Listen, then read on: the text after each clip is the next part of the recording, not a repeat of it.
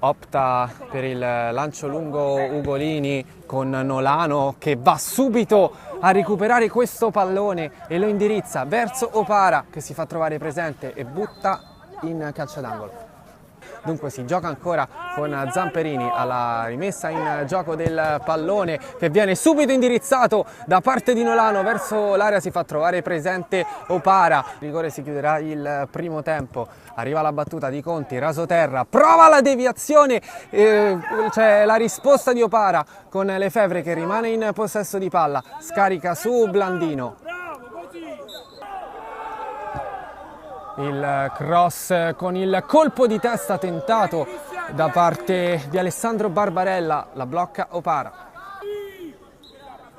E allora avanza Conti, si prende tutto il campo a sua disposizione. Opara ancora a neutralizzare l'inserimento di Barbarella. Roma Green Club.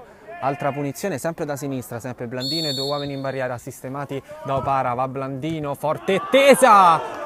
Con la risposta di Opara, eccolo il guanto d'oro. Blandino andrà a fare l'ultimo uomo in questo calcio d'angolo, ovviamente tutti gli altri vanno a saltare, arriva il colpo di testa, ancora la risposta di Manuel Opara.